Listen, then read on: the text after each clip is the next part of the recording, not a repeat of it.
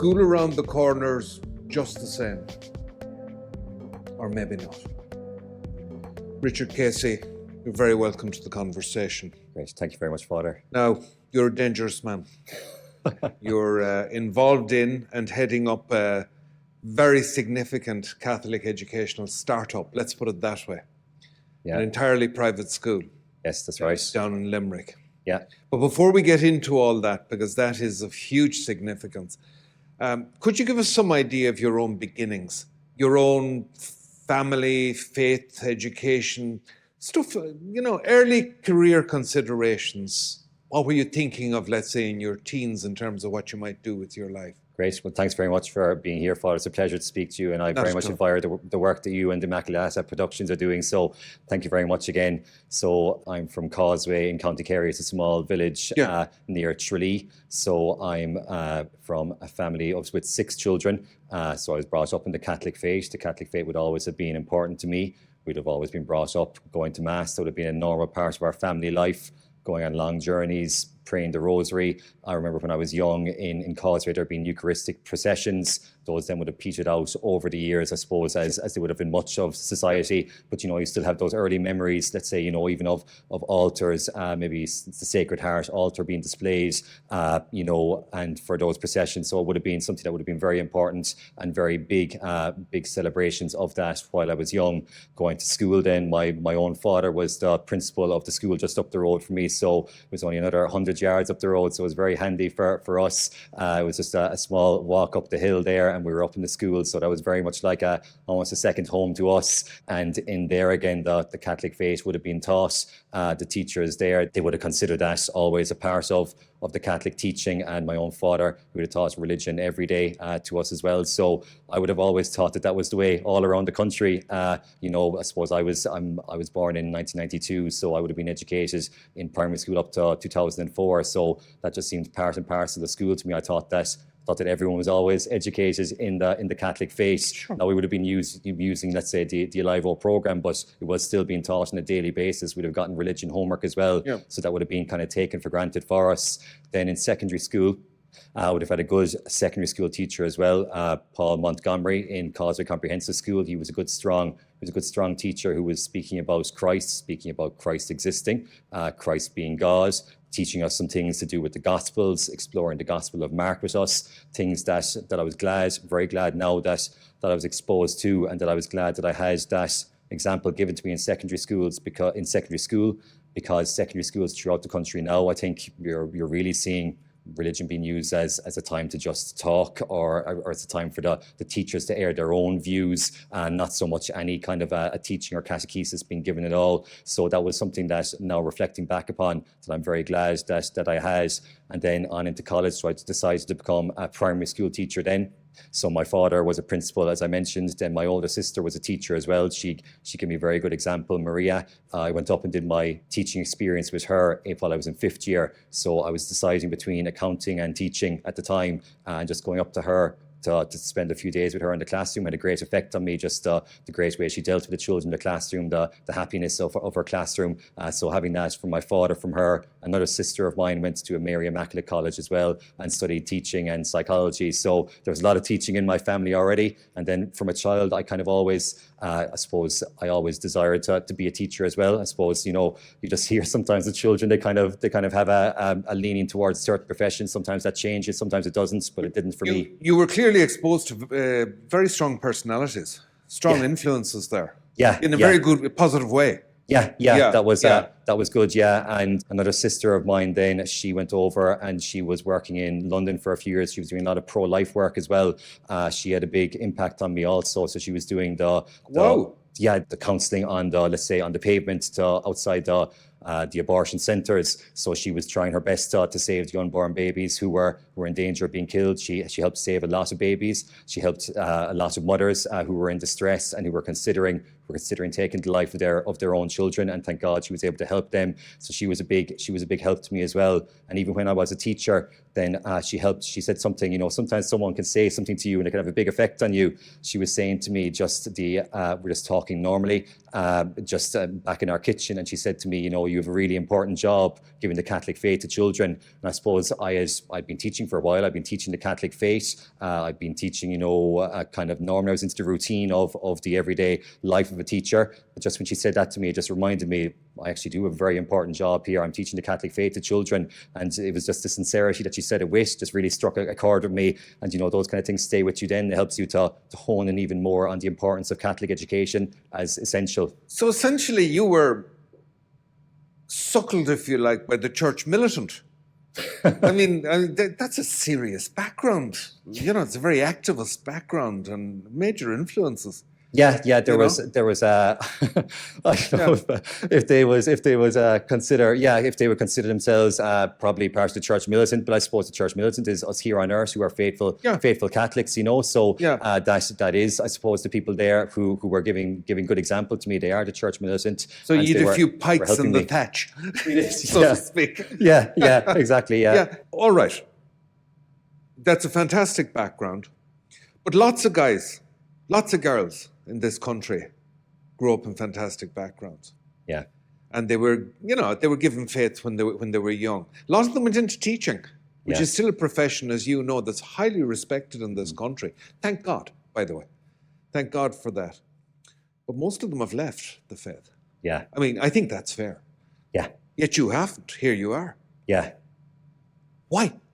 Well, I suppose, we have to say all things are thanks to the grace of God. So there's always that we have to first and foremost recognize, but as well also we believe in cooperating with God's grace. So I suppose, thank God, influences came to me again that helped me to stay strong in the faith. I wasn't always living the objectively Catholic good lifestyle that I should have been living. I suppose you're in the society that we're living in, we're easily susceptible to compromising with secular and liberal forces. So again, whilst among friends, they might have said, "Oh, he's a very strong Catholic," but that was from the subjective view of people who were living liberal and secular lifestyles. I get you. Yeah, so I mean, objectively speaking, whilst going to mass and still, going to confession and speaking well about the Catholic faith in schools, that's good. But compared to where I am now in my faith, with my strong faith in Christ, with my understanding of the Catholic faith, with my desire to do everything for love of God and our laity to help save souls, I was, a way further down the path then than I am now. So for the influences then that helped me to stay in that way, helped me stay on the right path. So another person I should mention there was my own mother as well. She'd have a strong Catholic faith, thank God, and she again would be very strong on the pro-life front. So the pro-life, I think, issue is something that has helped a lot of Catholics to stay strong in their faith, because they see the importance of the sacredness of life and defending life. I see on the church just outside here, Father, it says life is sacred, every life is a gift. It's a brilliant message to have outside the church. I wish that we had, that on churches throughout the country, because that's what we believe as Catholics. Everyone is created in God's image and likeness. So I think that strong pro-life culture in my family definitely helped, especially in the recent years with the referendum. Then in my intermittent years there, let's say between going to college and kind of having a very strong, not so much kind of conversion again, or not even a reversion, because I was still practicing my Catholic faith, but a very strong increase in my Catholic faith, let's say 5 or 6 years ago. Then I was starting to read, I remember some books in philosophy, but just picking them out of the library without knowing who the author was. Fair enough. And I remember again my sister Siobhan, who was over in the UK, who I mentioned a moment ago, just warning me about those types of books. I remember reading through it, and you had the philosophy, it was going through all the philosophers, from ancient times up to modern times, and you had the ancient philosophers. I found that quite interesting. You were getting into medieval times again. I thought this is very good, very interesting. Then we started to get into the more modern times, into the Renaissance and beyond. And you started to see, well, now I understand man was being put in the centre. Man is the measure of all things. You had your Kant, your Descartes, and I was reading this, and I had no one really guiding me as to what was true or what was false. And I was getting these ideas, and it was leading me very much towards an agnosticism. Not that I believed that, but it was certainly leading me that way. I was being misled in understanding objective truth, and very much being led towards a subjective understanding of reality. So thank God. Then after that, I would think it was my sister again who gave me Jesus of Nazareth by Pope Benedict XVI, and I read that book. And then you have starting off right at the start of that, he talks about the historical Jesus, that God became man in a particular moment in time, in a particular place. And you see, right, well, we can forget practical philosophy now for a moment. Let's deal with actual facts. Let's deal with Yes. reality. Let's deal with history. And from that, let's see where it goes. And so from then, like the Catholic faith is a religion of revelation. It's a historical religion. And so when you start to see that history then and learn about it and learn the truths of it and learn that Christ is who he said he was and that there is no other way about it, just the evidence points to that. You can't, unless you want to just deny the evidence, then you can't refute that. And so therefore, learning that, then I started to learn more about philosophy and the Catholic philosophy and the answers to the objections of modern philosophy, and just again grew in my faith from that. Not to put you on the spot, but just as we talked there, you wouldn't be the only young person who finds themselves again starting to get interested but not sure what to read. Well, let's say you were advising somebody of that age now. What would you tell them to read? Was any particular author really useful? Yeah, that's a good... Accessible and clear.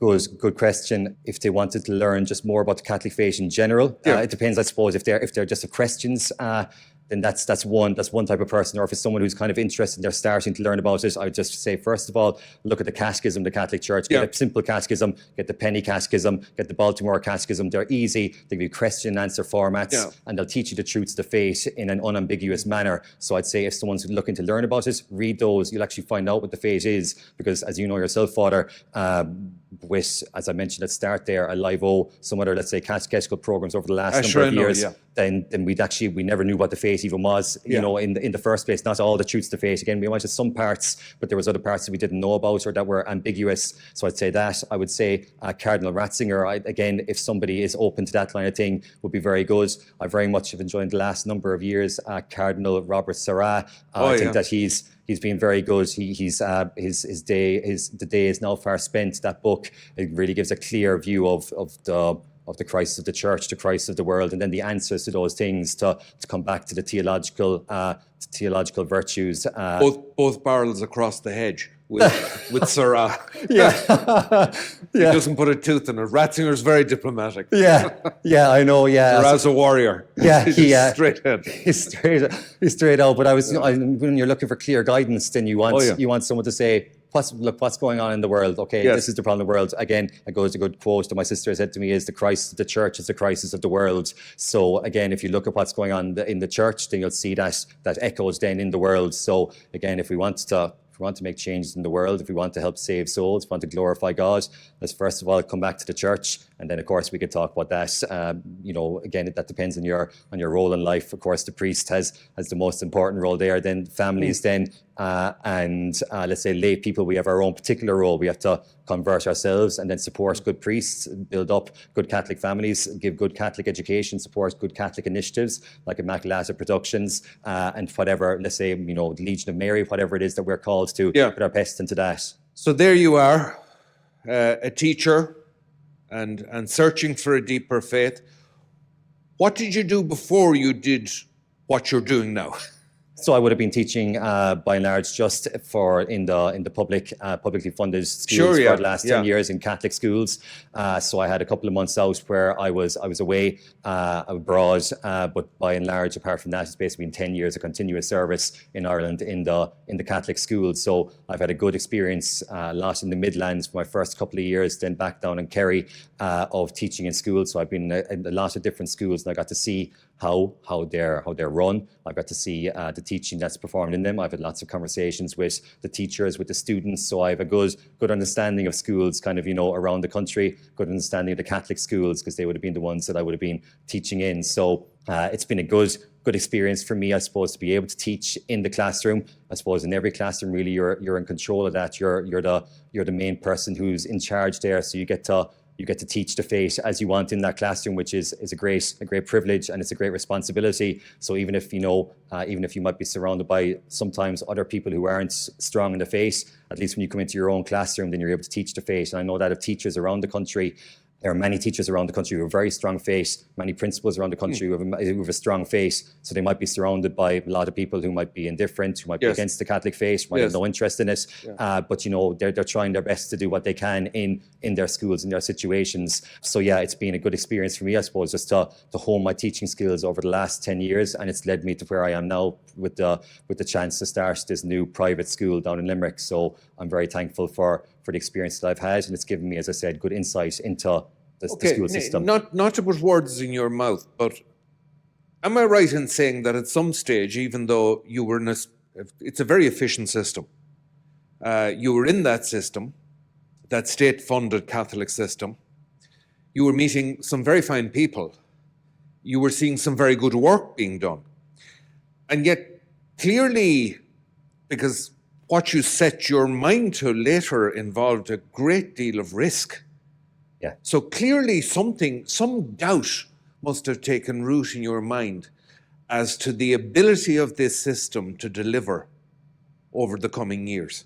Yeah. Am I right in saying that? Yes, absolutely. That you started to form a doubt as to whether this could last. Yes, absolutely. Or perhaps was even any more fit for purpose. Yeah, that's absolutely right. I suppose what I'm saying there, you know, just a moment ago, is that there are, you know, good Catholic teachers, good Catholic principals around the country, but they're certainly very much in the minority. So it's very important to speak about them, because I'm friends with many of them. They're doing a great job, but they know themselves, and they'll recognise and speak about themselves that they are in the minority. So you're talking about then the majority of teachers and of principals and of students coming to this school that are going to be largely then formed in secular and liberal views, because that's the way society now is at the moment. So I mean, the school is a microcosm of society. So unless you're really blessed to be out in perhaps some remote area, or let's say in a school where they've managed to keep a strong Catholic ethos, then they're very blessed in that. But as I said, I've been around the country now,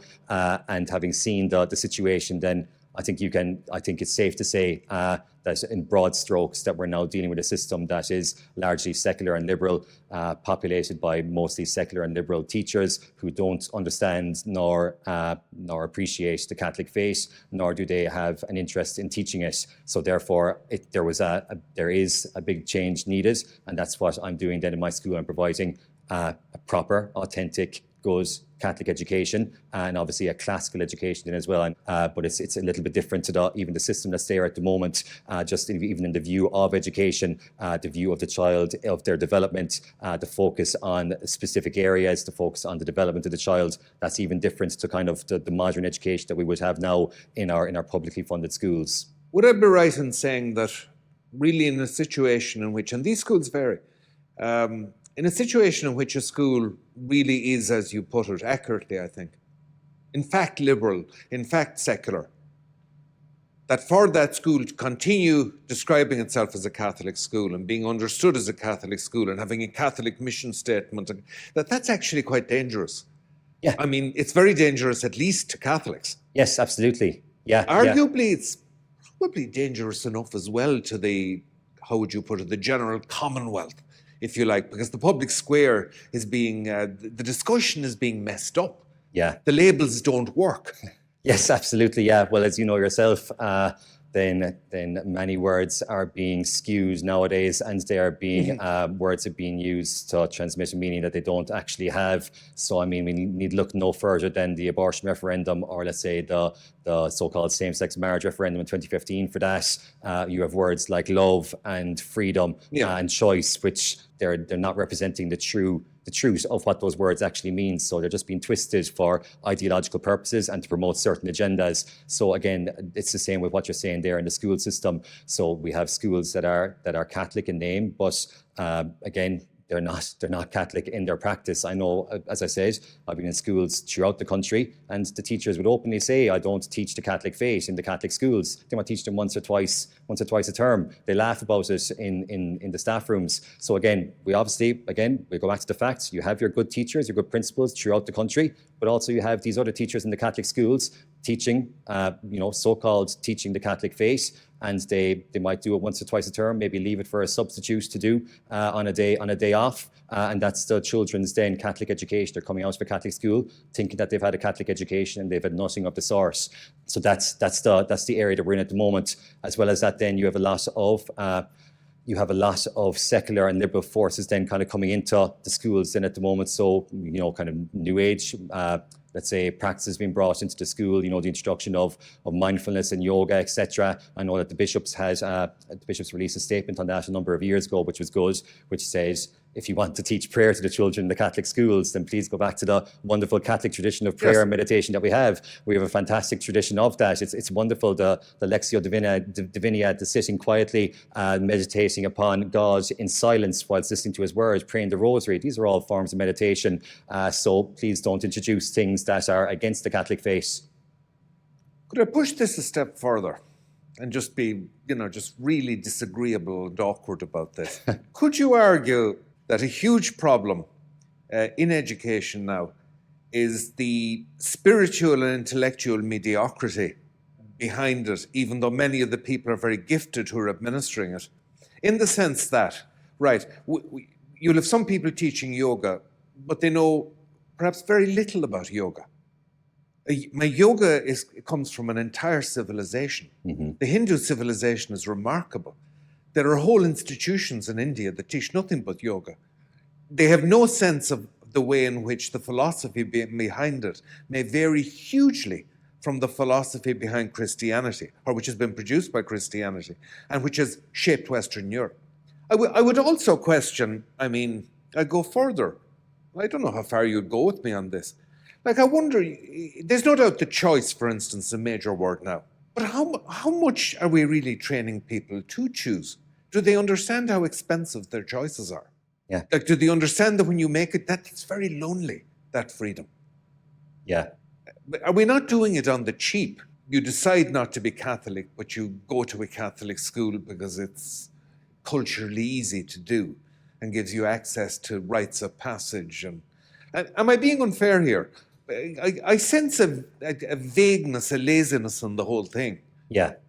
Well, I suppose, Father, being a Catholic priest, you understand human nature well. You obviously go to the confessional and you hear the same sins being confessed over and over again. You see the same things happening in society. You look back over history, you see the same flaws appearing over and over again. So people being intellectually or spiritually lazy is nothing new. It should be no surprise to us, because a lot of people will often just take the easy path in society. So the easy path at the moment is, as you said, to go along with what's being pushed by the governments, being pushed by the media, being pushed by powerful economic forces that are pushing things like, well-being, mindfulness, yoga, and not really knowing anything about them. They seem like an easy alternative, as you said there, a lazy and easy alternative to what we have in Christianity. I know the Blessed Fulton Sheen as well has spoken, and speaking about influences on me, Blessed Fulton Sheen would be one of the major influences on me. I've listened to I'd say as many talks of his as I can find. Wow. I love listening to him. I think that he's great speaking about the Catholic faith, great about analysing our times. And he has said that the Eastern philosophies and the Eastern religions, that they're comfortable religions. So it's interesting that you're saying that there, because that's what you're saying about, a kind of a laziness, a comfortableness about it. He said because they don't expect anything of you. They're not based in the philosophical tradition of seeking for, let's say, the objective truth about God, or they don't have the objective truth about God in those religions or in those philosophies, and so they don't expect you to sacrifice yourself for God and for the good, the true, and the beautiful. So, for example, he talks about the example of Christ. He talks about the example of Buddha. You have Buddha there, and he's sitting, and he's meditating, and he has his sleek, fat body, and he has his eyes closed, and he's focusing inwards. He's focusing in himself, nice and comfortable, meditating upon the various aspects of life. Then you look at the Catholic faith, you look at the Christian tradition. Who do we have as our example? We have Christ on the cross. He's on the cross. He's sacrificed himself for love of God. He sacrificed himself for love of humanity to save us. And he's looking out at the world. His eyes are open. He's looking down at St. John. He's looking down at Our Lady. He's looking down at Mary Magdalene. He's looking down at the people who have crucified him. And he's telling them that he's asking God the Father to forgive them, for they know not what they do. So you see the difference there between them. The one, comfortableness. One is very, very hard. It's the way of the cross. It's the way of Christ, which is not an easy one at all. And then the second question you had then, Father, just on choice there. again, I suppose you're just talking about it being a comfortableness. So again, that's just kind of going along with the flow. I suppose it takes effort to swim against the stream. I suppose, that saying that the dead fish just goes along with the stream, goes along with the current. So whether that's going to be a Catholic current, please God, in the past, people would have been brought along with that. Now we have a secular and liberal current coming, and so they're going along with that. Again, I think you're going to have that in any time in history. A lot of the, let's say, people who are not, let's say, very zealous either way. They'll just be influenced by whoever is in control at that time. And so regarding choice then as well, then they'll just go along with what's the easier choice. As you said, they might not believe in the Catholic faith, but they'll go along with kind of, just maybe taking the sacraments just for the sake of getting their child into the local school or whatever that might be, which isn't a good thing. And it's, as I know, I listened to your talk there recently on going to Mass at Christmas time, where you're asking people for sincerity, to stop making a mockery of the Mass, that don't just go down to Mass and say, wasn't it great that I went to Mass now there and, I came back and celebrated with my family. I'll go back again maybe next year for nostalgia. Say, there you go. That it's not about faith, it's not about searching for God. You mentioned all those things. Please God, anyone's welcome to go to Mass, and anytime it's a wonderful thing. But that they're going for the right reasons, that they're looking for God, that they're at least, even if they're not looking for God, that they're open to experiencing God, or open to something happening in the church, maybe encountering Christ and the beauty of the church, in the splendor of the artwork in the tabernacle, Christ present in the tabernacle in the church, but not to be making a mockery of it, saying we just want to go back to the old times, to the nostalgia from long ago, just for the sake of it. And then, of course, just the last thing there on choice. So you're talking about choice just being the easy option. But again, you have to, I was mentioning about choice and freedom there, and the way that it's been perverted in our modern world regarding abortion and regarding lots of different matters. Again, we have to discuss what these things are, and that's why I love being able to be in charge of Stella Maris School, because you can get to these fundamental topics and you can teach the children the truths of what these things are. They might not always understand everything, but at least now they're being rooted in these things, and they'll understand them as they get older. So what exactly is freedom? What is choice? Blessed Fulton Sheen again says that freedom is the power to do what we ought. That's what freedom truly is. But what's freedom understood as in our liberal culture? It's the license to do as one pleases. So again, you just see a massive clash of civilizations there, the liberal culture and the Catholic culture, saying on what that fundamental thing is. Freedom, we all want to be free. So what is freedom? Freedom is the power to do what we ought. God gives us that power. He gives us free will to do what we should. And that implies then a moral universe that God tells us, he reveals to us what to do. Or then you have license to do what you want. Do whatever you want, and just please God. You hope that no one will ever hold you responsible for it. At what point did you decide to get out of Dodge? I watched too many Westerns when I was young. At what point did you, because this is an enormous decision to make. You had a lot of investment put into your career. Yeah. At what point did you decide, if you want something done, do it yourself. We're just going to have to start again. We're going to have to start our own school. Yeah. That's a momentous decision at this stage in Ireland. Some Americans listen to our videos, and they'll be saying, well, what's he so worried about? Because America, it's this tremendous ethos of just bashing away and doing something on your own or starting again. But for Irish people, we're much more conservative. Yeah. It's quite that's a very intimidating thing to do. Yeah, but I know. You've done it, so clearly at some stage you decided the only way to do this is start again, fresh. Yeah. Can you talk to us a little about that? Yeah, well, I suppose that would go back to, as I said to you, about, especially about 5 or 6 years ago, I would have really had a big increase in my faith, reading those books and listening to those speakers. And then from there, you want to live out your faith. When you understand that the Catholic faith is true, that Christ is who he says he is, then we're called to be faithful to Christ. We're called to be part, as you said at the start there, part of the church militant. We're supposed to be going out and winning souls for Christ, speaking the truth about Christ, and bringing Christ into the public sphere as well. I think it's Saint Benedict of Nursia who says that what we need is to make Christ visible again in society. I suppose, let's say, with the collapse of the Roman Empire and the collapse of Christianity around then, he was setting up his monasteries, and he was making again, he was bringing Christ he was making Christ visible for people. He was leading them towards Christ. I know it was Benedict, or maybe I might be quoting Benedict XVI, maybe quoting him in that sense there, in an essay that he does on secularism, which was very good. But it's, again, we're bringing Christ into the public sphere. So we're just talking there about, we have Catholic schools in the country. Again, to go reiterate the facts, you have some people doing a good job in them, but by and large, most of them are nominally Catholic. So what do I do then? I believe in Christ. I believe in the Catholic Church. I believe that the Catholic Church is the true Church of Christ, and I want to live that out. So am I just going to go along and just remain quiet, or am I going to try my best to try and to give a good education to children? So again, obviously I was doing that as best I could in the schools that I was in, and again I got some good support from good teachers, good principals in those schools.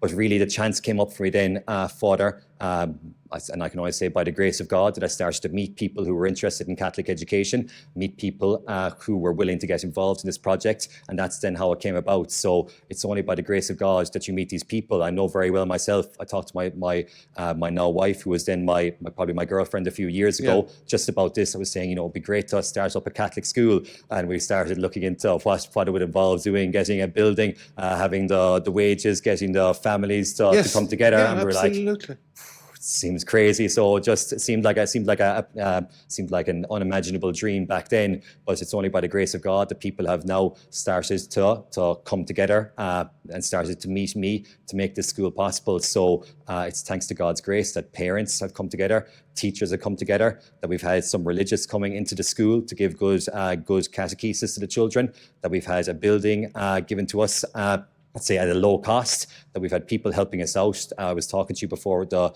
talk started here, Father, people coming in, let's say it might be painters, electricians, it might be people who are, let's say, someone who's a handyman helping out with various jobs, might be someone who's helping us out, let's say, giving us advice legally.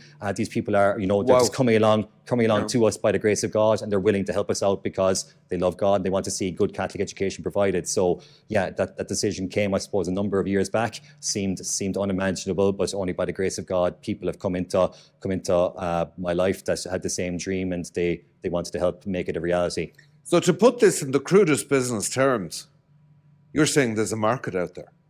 Yeah, absolutely, for these schools. That is very interesting. Yeah, because even until recently, a lot of people would have said, that's too difficult to do, and people will complain, but then they won't want to move. But you're saying parents are basically willing to take the kind of risk that you've taken. Yeah, well, that's it. Yeah, well, I mean, I suppose we have the parents who have started off with that risk, and we have families coming to us regularly asking about, either for this year or for next year, interested in their children coming to the school. So now, as you mentioned there, it's not, we'll have some people and it won't be possible for them. They won't be able to move, I mean, that just depends on your circumstances in life. And so that's fair enough. Exactly. Yeah. And they have to do what they can. They might be homeschooling. They might have a good Catholic school where they have a couple of good teachers in it that they can send the children perhaps nearby. But for those of them who are able, then they've taken the choice to send them to school because they wanted a guarantee that their child will receive a good Catholic education, that they receive a good academic education, a human education, and that's what they're going to get in my school then. And that leads me to somewhere else I want to go there. Just to keep it clear, what year did you start? We started just in September 2022, so 5 months ago, let's say, is when the students started coming in. Obviously we set up a couple of months before. You were working away at it, preparing for about a year before that? Or? I suppose only about 6 or 7 months in earnest in regards, let's say, the technicalities of setting up legally, of registering as a private school, etc. Gotcha. But yeah, a bit more, but maybe, meeting people before that. How many students? 8 students. Excellent. Yeah, so we're delighted with that, yeah. One teacher, two?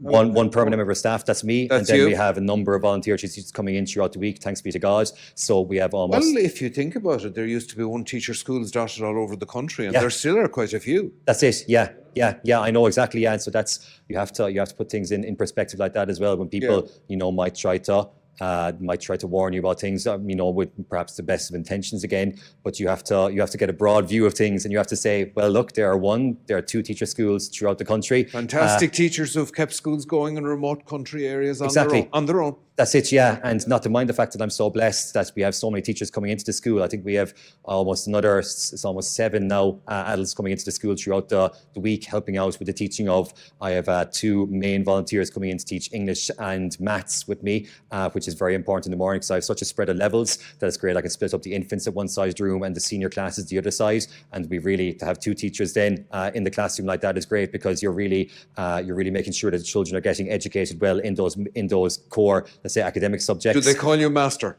They do. I think that's a great title for a teacher. Yeah, I think that is a brilliant title for a teacher. Master. I know. It's good. Yeah. Well, I suppose, it's something that again is appreciating what's happening in the school. Yes. So you're the headmaster of the school. You're the headmaster because you're the one who's leading the school. Yeah. And it's a term of respect and a term of authority. And we have so many things in our society at the moment that are trying to cut down authorities, that are kind of trying to cut down the respect that are given to people who are in command. So therefore it's very, very important that we do that. That's a very good point. The other teachers that we have teachers coming in then for art and for French, a teacher coming in for Gregorian chant, teachers coming in for catechesis, 2 priests. They're learning plain chant. Yeah. Well, that'll be starting now in actually this coming Tuesday now. So we're blessed with that, and then catechesis too. Another reason I like that title is that it kind of connects with the idea of the teacher as the master tradesman or tradeswoman, and the student is an apprentice. Yes. And the apprenticeship won't last forever. Yes. I mean, it's just while they need to be in that position. Exactly. And so they give this respect. Yeah. The elder tradesman. I like that comparison or that connection. Yeah. Now, all right, you clearly felt that the whole catechetical side in the mainstream system, Catholic system, the whole catechetical side was really becoming extremely shaky, to say the least. Was that the only aspect of the current educational system that gave you misgivings? Were you happy that the system that you were in was producing a truly rounded person or well fitted to do that? Or are you attempting to do that here? And if so, apart from catechesis, what's involved? Are there other things in this education you're offering that will tend to, let's say, fit somebody out better for life? Yeah. Yes. Yeah. Well, I would say yes is the answer to that, basically, Father.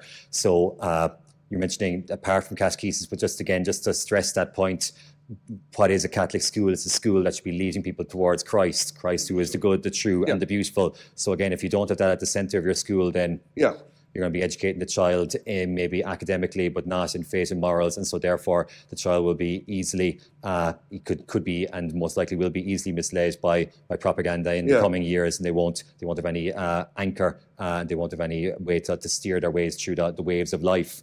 But then apart from that as well, apart from the catechesis, which is obviously the heart of the school, then there are other things as well. So I was mentioning there at the start the difference between classical education and modern education. So Steve Turley in the US has talked well about this. He has a good understanding of it. He kind of talks, he models a lot of of his thinking on C.S. Lewis, I think, on the abolition of man and on the classical education approach to what man actually is. So on the abolition of man, C.S. Lewis is talking about when you become let's say when you exclude, God, when you exclude certain truths about life which cannot be proven by reason alone, then you turn in on oneself, and you cannot actually find any assumption that you can actually work from in the first place. So reason almost turns in on itself and almost eats itself in those situations. And so you need to have an assumption, a presupposition, or as we know, you need to have objective truth to actually base an education system on.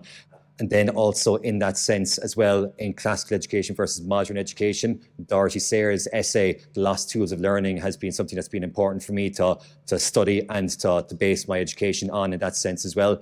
She talks about how in the medieval times, and I suppose classically even in the pagan Roman and Greek civilizations, how education would have been the forming of a child, their whole character. So as you're mentioning there, do I believe that the modern education is forming the child's whole character? The answer is no. There's a lot said about holistic education in our curriculum, in our modern parlance of education. But again, if it means holistic without the spiritual sense, first of all, it's not going to be true. And also, then I know I've listened to your talk on education, on the synodality, where you're asking for a real radical approach to education and a reform of education, and the return to the liberal arts and classical education, so that you could really teach a man what it means to be a man, to teach us what it means to really be human.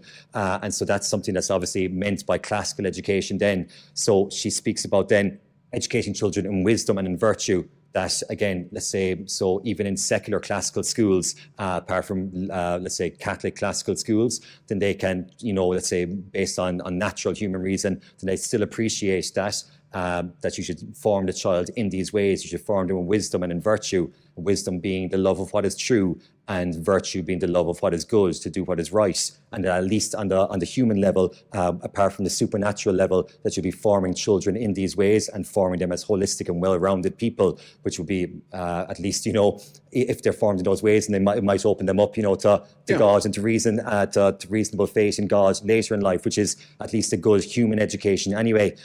She talks as well about the stages of development in education, which I think is quite good and quite important. She talks about the 3 stages of grammar, logic, and rhetoric, which aren't used in our modern education system. That's the way they would have been understood, let's say, classically, again, in medieval times up to more recent times. Over the last couple of centuries, it became more and more modern, more and more technical in its education, became more and more technical in its views and in its teachings. So she says that in the first couple of the years of the child's education, you're teaching the child the basics of reading, writing, arithmetic, and obviously then religion as well for the religious schools. And then after that, you head into the grammar stage. So in the grammar stage, it's between around 9 and 12. And she says that in that stage, children love to learn by rote. So they love repeating things. It's the perfect time to be teaching them the grammar, so that they learn off all of the various facets of grammar, be it in English or in Irish or in Latin. She especially says that Latin is a good subject to learn for grammar. So I know that I remember you, again, in that talk, were saying Hammer about in the foundation. Yes, and talking about the importance of Latin and Greek. So she says that that's an especially good language for that. So that's something that, again, that we offer in our school. We're teaching Latin. So we're starting off this year just with the basics of, let's say, reading Latin, doing some vocabulary work, doing some games regarding Latin to kind of just get the children used to that, teaching them some Latin prayers. But then we will be moving into, let's say, Latin grammar then in the next year or coming years to really try and to give them that basis in Latin grammar, which will hopefully then give them a great understanding of that language, but also greatly increase and enhance their English vocabulary, because I think it's 60% of the English language has roots in Latin words. So if you can learn off those Latin words, and they'll greatly enhance your English vocabulary and understanding as well. So there is that in the grammar stage. Then the logic stage, teaching them how to reason well, teaching them how to formulate arguments, teaching them how to see logical fallacies in arguments. I mean, if we had children who were able to do that and who grew up into people in society, into religious, who grew up into teachers, politicians, who could actually logically argue, and who could see fallacies in arguments and name them and say why they're wrong, then we'd be in a lot better situation socially as well as religiously. And then the last stage is the stage of rhetoric. Now these also these are spanning across, let's say, from primary to secondary school, because the logic stage there is from I think that was 9 to 11 was grammar actually, then 12 to 14 for logic, and then you're talking 15 and 16 years for rhetoric. So we'll be into secondary school. Then rhetoric, of course, being able to eloquently convey one's argument, to be able to convince one of one's argument, which is something that's very important, again, in any aspect of life. But again, if we're going to have Catholics who are growing up to renew society, to get involved in political and social matters, then they have to not only know the truths, but they have to be able to eloquently convey those truths to other people as well. So I love that view of classical education. I never came across that in my years of the education that I had been involved in, let's say, 10 years or in my teacher training either. So just focusing on developing the child in wisdom and in virtue, seeing the 3 stages of development of the child, and seeing that you're forming the child to be able to think well, to be able to read well, and to be able to write well, so that they can then serve God and serve their families and serve society well. So you know the old saying, give a man a fish, feed him for a day. Teach him to fish, feed him for a lifetime. Yeah. You're teaching them to fish. Yeah. Intellectually, spiritually, emotionally. You're imparting life skills. Yeah, that's it exactly. Yeah, it's remarkable. Yeah. And as well as that, then for the life skills, so obviously we're talking there academically, we're talking spiritually, but then also humanly, the education that they're receiving in our school, it's going to be different to other schools. The reason for that is they're going to be surrounded by Catholic students, Catholic teachers, and they're going to be reading Catholic materials. We're blessed that I've been able to source many good Catholic materials for us to use in our school. So even for things like reading and even things like our English grammar book, we sourced those from the US. We're seeing you have some US listeners on the show. They probably know of the likes of Colby in the US. They know of Seton Press in the US, that they have these good materials for people to use in their reading, which very much forms us. What you read, you're going to become what you read. It's like, again, the people that you surround yourself with, you become like them. The books that you read, you become like those. So again, they're going to be reading pieces. Again, they don't all have to be Catholic pieces. It's called the Catholic National Reader. It would have been used, let's say, traditionally, decades ago in America. There would be good Catholic pieces in that, but also just good, beautiful pieces of literature, which might give good examples of the moral life, apart from having anything to do with the Catholic faith. And so that's very important. Then grammar as well. So just even in the pages they're practicing their grammar, then there's just, beautiful Catholic images coming in, mentions of saints, of monks, mentions of the good moral life, which they're internalizing all the time, instead of internalizing, new secular, liberal ideology, which is coming in more and more into programs that are being populated, that are being circulated in our Catholic schools around the country. And as well as that, just one final point on the human development of the child. You're talking about emotionally and socially the development of the child, and physically as well. But let's say the physical education, it probably won't be too much different to the state-funded schools. If you provide that well, then there's not too much that's going to be different with that. Perhaps, although you never know for it, because I suppose you could have for gymnastics then in the strands, let's say of PE, you could have someone coming in then for yoga again in those schools. Unfortunately, nowadays in the publicly funded schools, so even something like that, you have to be careful about because you say that's a safe enough area, but even then you actually have to be a little bit careful. So again, in our school, we'd make sure that nothing like that was happening. But for emotionally and socially, the development of the child, they're going to develop emotionally well because they're surrounded by peers who are going to be practicing the Catholic faith. They don't feel on edge going into the school. They don't feel like they have to hide who they are. They don't feel like they have to hide their faith. I'm telling you, Father, you'd love to come down to the school to meet the children, because they just tell me about their experiences in schools they've been in the past, or let's say hanging around with people who are living, who have secular beliefs and don't believe in God. Fair enough. Just that they tell you about the happipiness now of coming to Stella Maris School, that they can speak about God, that they don't have to worry about things happening around Halloween, that they don't have to worry about people, let's say, talking about immoral practices, and that they can be themselves in the school. So that's one of the real blessings of the school so far this year. The children is talking about their past experiences, feeling that anxiety in themselves, and now that they can really flourish in themselves, being surrounded in that emotionally safe environment where we nourish them and we don't actually inhibit them from speaking the Catholic faith. And then finally as well, Father, that's helping them emotionally, socially as well. You're talking about helping them to develop good manners and becoming polite and respectable people in society. Again, I was listening to one of your talks recently. I think it was on Western civilization, perhaps the collapse of Western civilization. And you were speaking about politeness and manners and the lack of them now in society. That's something that Blessed Fulton Sheen spoke about, again, maybe 80 or 90 years ago. He was saying that manners in Western society are decreasing, that there's a lack of politeness now with people. And also I was listening recently to your talk with John Waters, where he was speaking about when he went out to Eastern Europe and he went out to one of the communist countries, and he was going to I think one of the revolving doors, and he was expecting, as we do in Ireland, for you kind of have a glance at the person and you have an understanding that you'll go through at the same time and you'll help each other out. But he said no, that the man kind of pushed against him, almost caught his arm in the door, and that there was no respect. He didn't even see John Waters, he was saying. So there was no politeness, there was no respect, there was no appreciation for the dignity of the other, for the dignity of the human person. Whereas that's what we're going to really, really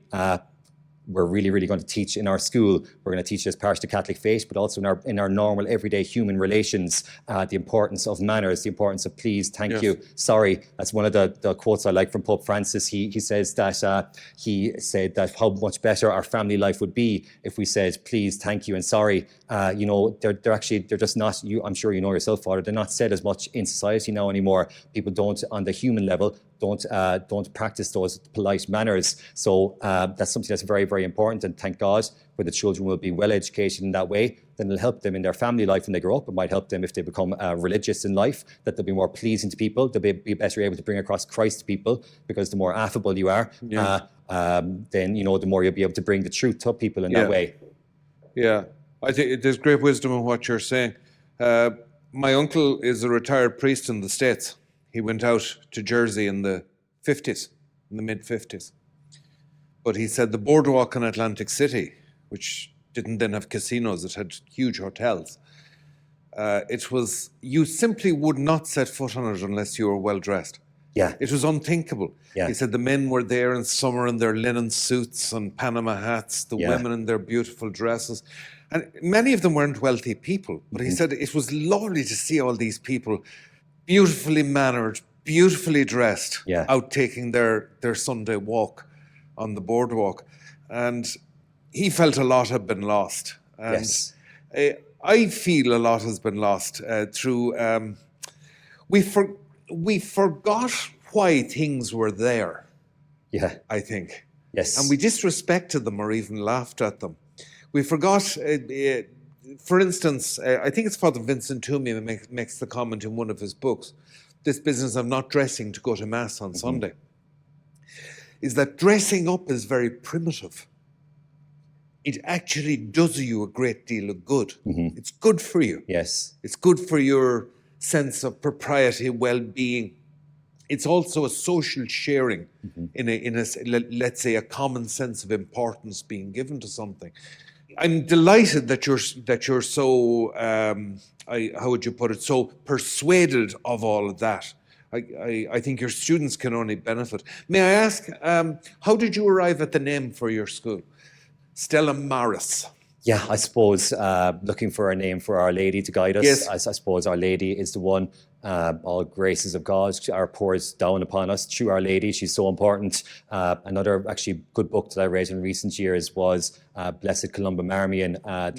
Yes, The Life of Christ. Good Irish one. Yes, exactly. Yeah. It's Dubliner. Good. Exactly. Yeah, it's good to promote the good Irish spiritual leaders as well. So he was speaking just a very good book in general, just very theologically sound and understandable, and speaking about Our Lady and that, and the importance of a good devotion to Our Lady. So we wanted to have Our Lady as part of the title, and then we wanted to have it in Latin as well. So because obviously being a classical school, promoting Latin, promoting the classical liberal arts, then we wanted to put the title in Latin. So Stella Maris School then was what we came on. We thought that Our Lady guiding us towards Christ was something that's very prevalent in our own society at the moment. People are looking for what the truth is in life. They no longer know where to go. They no longer know the safe port in which they can find refuge. And so where do they go to? Well, please God, we tell them to look to Our Lady, that she's the star who will guide us. She's the one who will guide us towards Christ, who is the Saviour of mankind, the Saviour of the world. And so, just for that reason, for Our Lady's power, for the fact she'll lead us to Christ, and to have Latin in the title is why we came up with that name of the school then. Sailing this little ship that you have, probably soon to become a bigger ship, maybe even a great cruise liner down the line. But in terms of negotiating the choppy waters that you're in, culturally, politically, socially, what aspects of the present Irish situation are the least helpful to what you're doing? I suppose regarding in the school itself, I mentioned at the start there, in any school you go to throughout the country, once the teacher closes the door, then they're going to be in charge in their classroom. They're quite safe, or at least they're safe enough in that classroom, unless the principal is really trying to force something down upon the teacher, then they're safe to teach that there. It's quite similar then in our own school. When we close the door there, then we forget about the liberal and secular world outside, let's say, or the ideologies that are prevalent in our society, and we just just focus then on the good, the true and the beautiful. We focus on Christ. We focus on learning our academic lessons well. Something that we didn't mention there earlier, but that's important as well, is the beauty of our Irish culture, promoting good Irish history. We're blessed that we were given good Irish history books to work with, old books that aren't so much subject to the revisionist theories of let's say, of modern tendencies, and where we can actually just focus on helping the child to develop in the wisdom and virtue that I mentioned there before. So in the school itself, we're not really interfered with, really, which is again, I suppose, why we set up the school, where we're safeguarding ourselves. It's almost like, if you're using the analogy there of the rocks and of the waves, it's like Our Lady has brought us into that port, and we're being safeguarded from all the storms outside. In that sense, we can have a nice, safe place for the children to grow naturally, for them to be educated well, and for them to be happy in school. So in that sense, it's working. Yeah, oh, absolutely. Yeah, I'm delighted with That's crucial. The school couldn't be going better in that sense. The children are delighted, the parents are delighted, the teachers are delighted. Any visitors we have come into the school, they mention just the good atmosphere that we have, the children being so happy, the beauty of the Catholic faith being taught, religious coming into the school and being appreciated, being treated respectfully.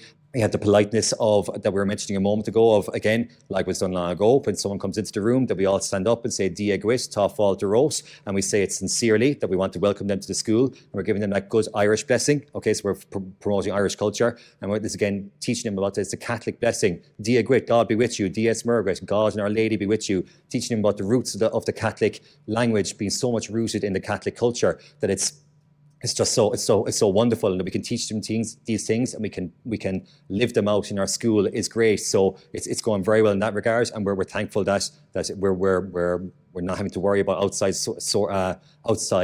problems of the world in our school. Okay, that's absolutely fantastic. And I noticed there that see, I think we're agreed this is complicated, because you're talking there about having to be very selective as to the textbooks you use. Yes. In history. Yes. And we tend to forget what battlegrounds these things are. Absolutely, yeah. You know, nothing is straightforward. Yeah. Nothing is simple. So clearly you're hoping to teach the children about the realities of Irish history. Yeah. And you're hoping as well, in terms of virtue, am I right, to instill patriotism? Yes. And wholesome love of their country, irrespective of what political view they take or... Absolutely, or yeah. So long as it's not the wrong political view, Father. Of course, regarding moral matters, of course. Totally, yeah. Totally. But this country that you're teaching them to love may not love them back. Yeah, yes. That's very true, yeah. Now, some would say, I think it was Ernie O'Malley, the old IRA man, who said to Canon MacDyer, the man who started the holiday scheme up in Glencullen, you're wasting your time, Father. The Irish people aren't worth fighting for. I know, yeah. He was so disillusioned. Yeah, I know. There can be that sense of disillusionment, of course, yeah. But I suppose that's why we have to have those three great loves always in our heart: the love of God, the love of family, and the love of fatherland, or the three F's, faith, family, and fatherland, even if they don't love us back. So what do? Well, God always loves us. But let's say even if God will love you back. But let's say even if you had this, even if in the spiritual life, people go through dry parts of the spiritual life. They might even have misconceptions about God. They might have, let's say, various attacks, let's say, of the devil trying to convince them that God doesn't love them. What should they do in those times of those feelings? They keep on loving God. So in the family, again, you might have a family that might not love you back, but what are you called to do? Keep on loving them. As you said, we might have a fatherland which might not love us back at the moment when we're promoting the truths about the Catholic faith, we're promoting the truths, let's say, on social, political matters. We might not love them back, but these children won't be doing it to please the countrymen. They won't be doing it to please their neighbour. They'll be doing it to please God. And that's what renews society fundamentally.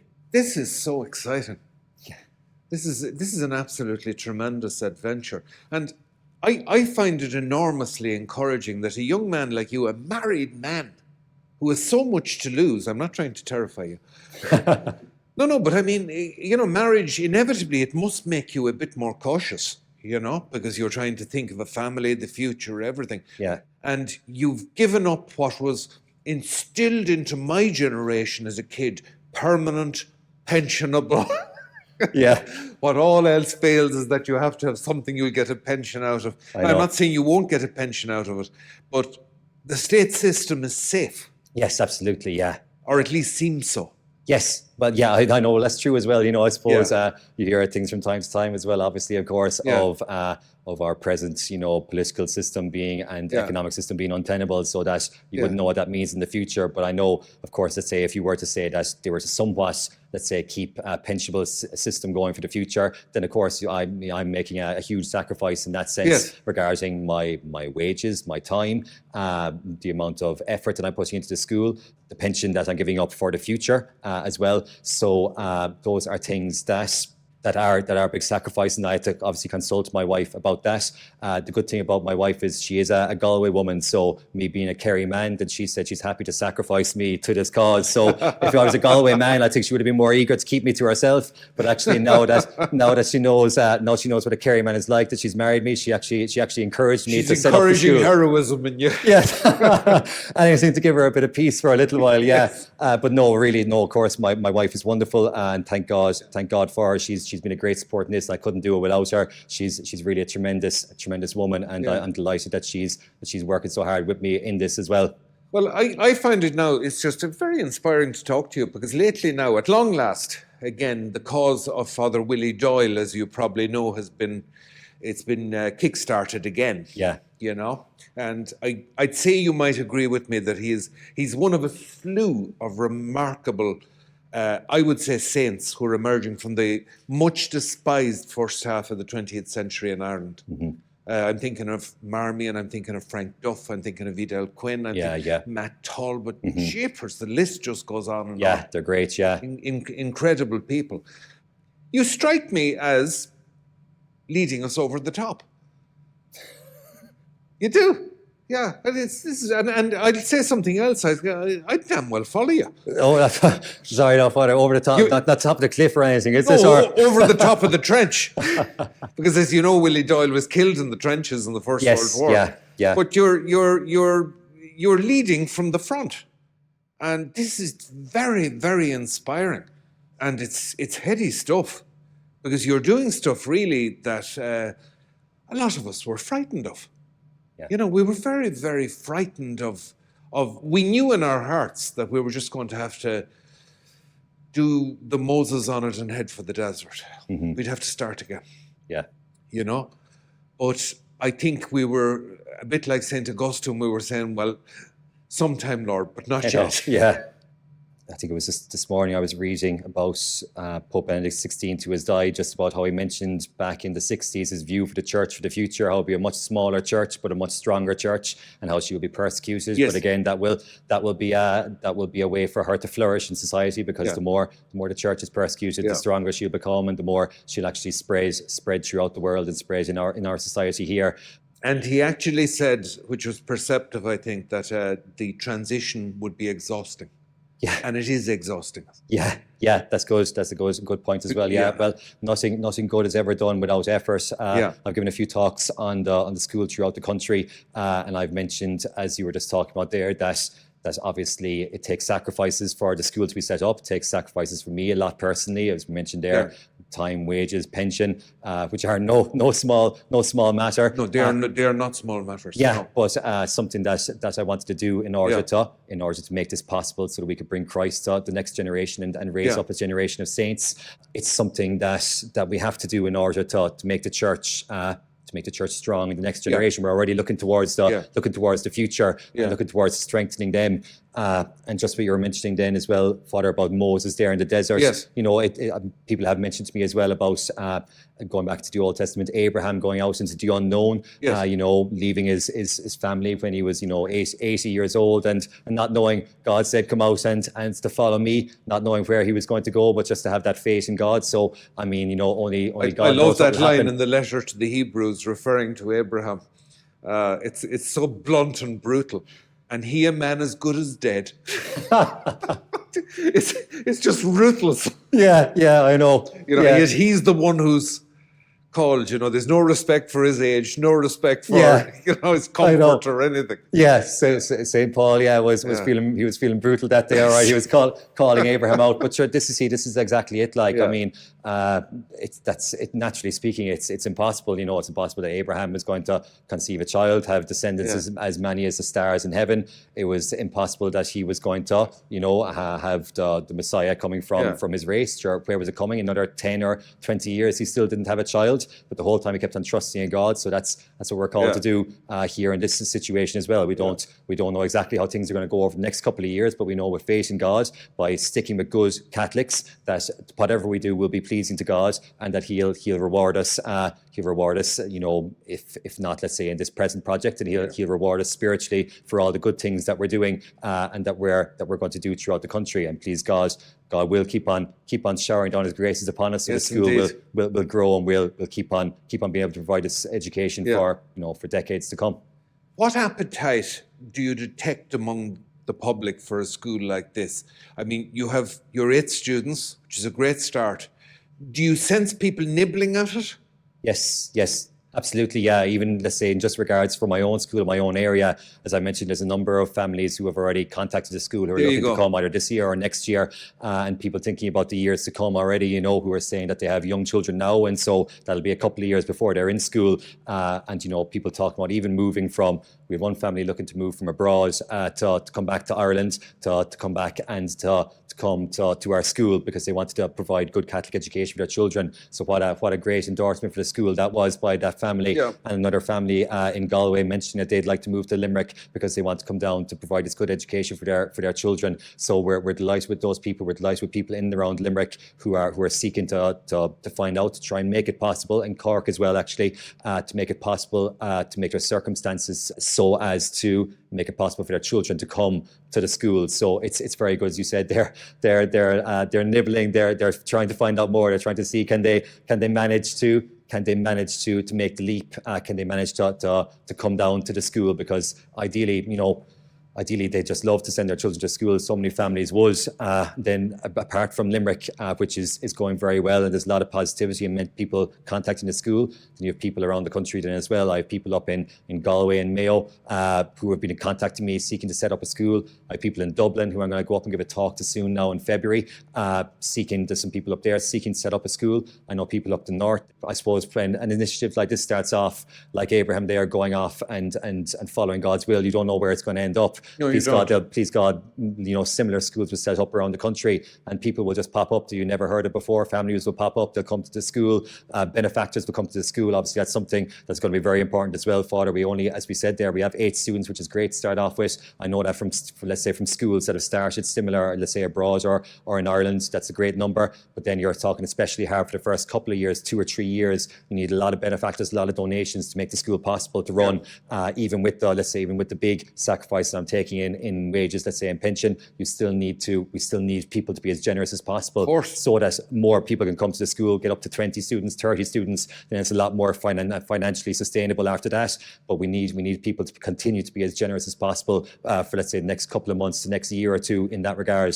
Yeah, I think very much what's coming out of what you're saying here today is just the importance of leadership. Yeah. And the importance of let's say, not spending one's time endlessly studying the form and discussing, but actually doing something. Absolutely, yeah. And so in that regard as well, Father Blessed Fulton Sheen talks about the modern heresy of action, that people are so much involved in active life nowadays. I say he was talking about the clergy, he was talking about the lay people, that they're forgetting about the spiritual side first of all. So he talks about the transfiguration. He talks about Peter and James and John going up with him first of all, up the mountain. They see Christ transfigured, they see Moses, they see Elijah, they pray to them, they come back down the mountain. The other apostles who he didn't bring with them are confronted with a man whose son is possessed, and they say, Jesus, we cannot drive him out. What do we do? And Jesus says, oh, you have little faith. And he says to them, this can only be driven out by prayer and fasting. And so again, we see first of all the principle of you have to first of all have the strong prayer life in order to drive out the demons of, let's say, that's in an actual person or in society as well. You have to first of all have the strong spiritual life, and then you have to have the action as well. So Christ drives them out. So that's what we're called to do as well. Have strong spiritual lives, then get involved in action. And as you said there, take decisive action. Don't be sitting around all day discussing a form, and don't be just, setting up committees that are not going to be ever actually taking decisive action. You're going to need a leader to actually lead the way and to set these things up, and then for other people to come along and to support them as best we can. That's something that I learned well as well from Cardinal Sarah in the days now far spent. I think he was saying that we need to support good priests. So find your good priests who are doing good things. Find the likes of Father Brendan Kilcoyne. I go to the Institute of Christ the King down in Limerick with Canon Lebock and Canon Ong. And we have another priest in Tralee, Father Huzzy, who's celebrating the traditional Latin Mass in there. Some other good Dominicans that I know around the country as well, be it in Cork or be it let's say in Tralee, that I might know, to support those priests, really help them as best you can, because they're the ones who are leading you and they are the ones who are leading the way, and we have to support them and support other good lay people in that regard. How do you see the scene here in terms of Catholic education developing in the next 20 years? It's not a fair question. I'm just going to throw it at you. The next 20 years, if you're a betting man, okay, and clearly you're no stranger to a wager, to a gamble. Yeah. There are a group of you down there, diehard gamblers, I'd say, with what you're doing down there. But let's say you're a betting man. How would you see it turning out? How would you see it going in the next 10 to 20 years? Yeah, but I suppose there's two possible ways that I see it going. There's three possible ways I see it going. Start off with the one that we don't want to see. That's that the present situation continues, where the Catholic name remains on the school, and it just becomes increasingly more liberal and secular, and they increase the secular well-being brought into the school, and they remove religion. It's already, Father, I don't know if you know the NCCA, the National Council for Curriculum and Assessment. They recently published their new what they want to be their new primary framework, their draft primary framework for the next curriculum, in which again they're talking about the times for subjects. So again, religious education will be changed now to the term patrons program, and it will be moved from 2.5 hours to 2 hours. It'll be moved from let's say the actual time you have to give it into the flexible time, which means that you can kind of choose to do it or not do it, as far as I can see.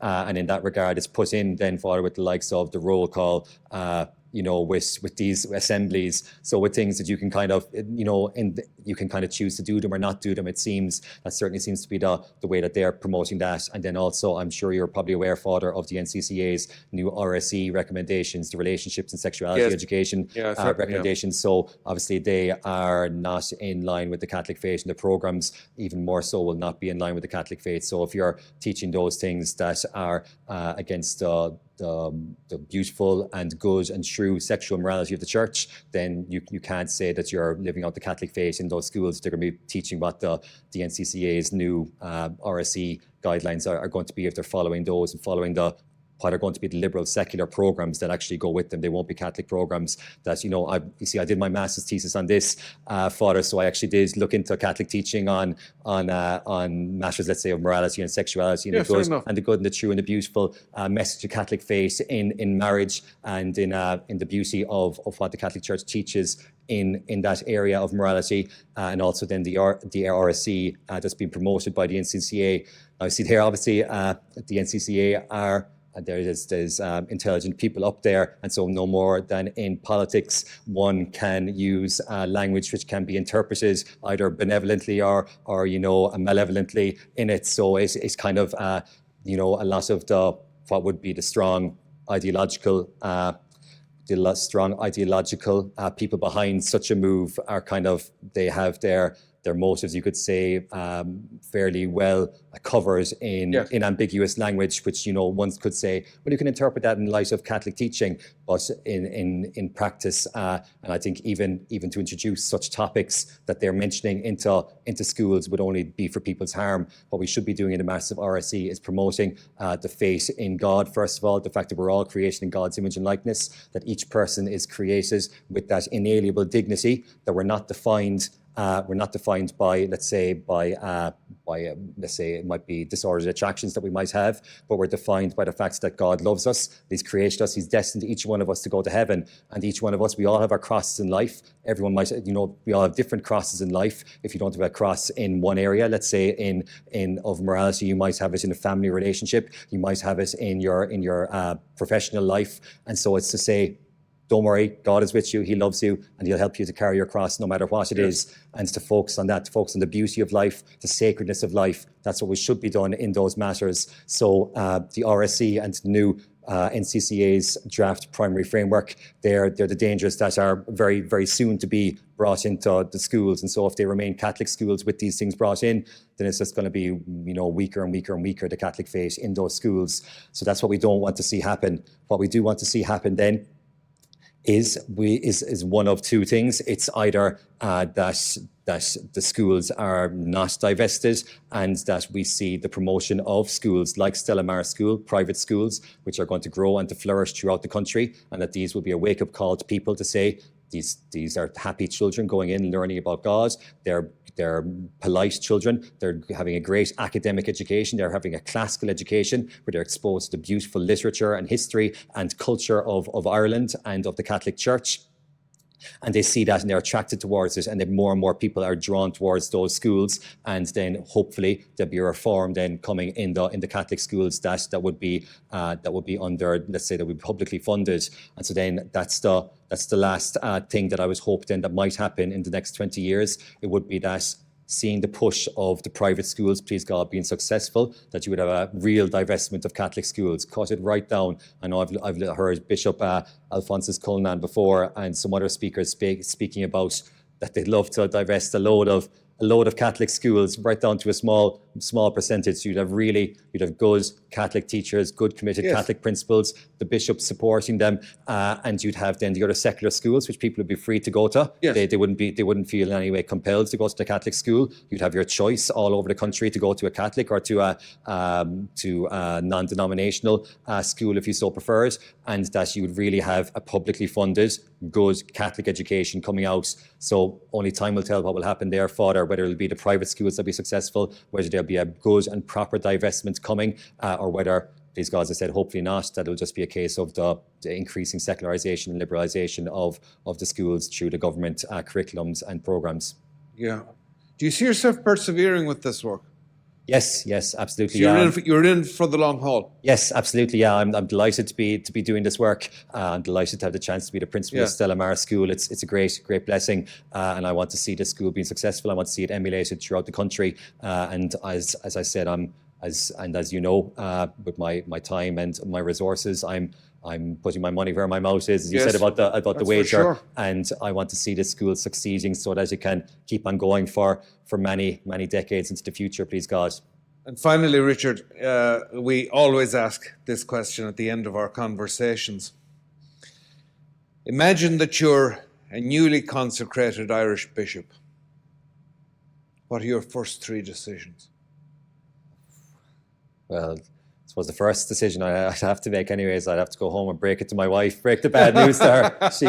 She's going to get quite a shock about that one anyway. Yes. Well, as I said, she was happy to sacrifice a Kerry man to the cause. So, no, but in all seriousness, I suppose the role of the bishop, I know, is to instruct and to govern and to sanctify the people. Yeah. So I suppose that's what you're talking about. It's trying your best to get in there to teach the truths of the faith, make sure the catechism is being taught in schools unambiguously, choosing good religious programs in primary, secondary and in tertiary programs as well, to form the teacher as well for the future, that they'll be informed in their faith as well.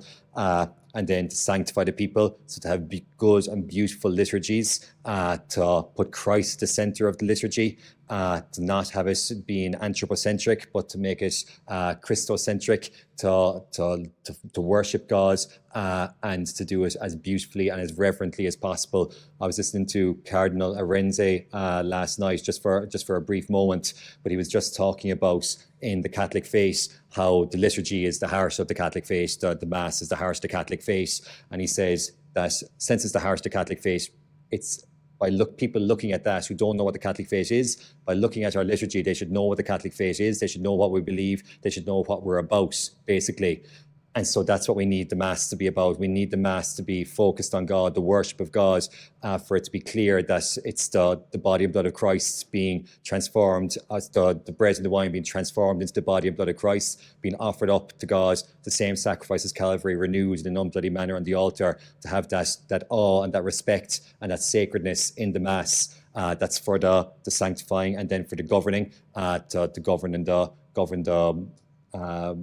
the diocese as well, by one's own example, I suppose, living out a life of piety. Again, in the Acts of the Apostles, I think that Saint Peter, perhaps it is that says, it's not our duty to first of all be going out and serving. They made the diaconate then to go out to serve the people, to serve the tables. He said our first duty is in prayer and the breaking of the bread. So it's first of all in the liturgy, it's in prayer.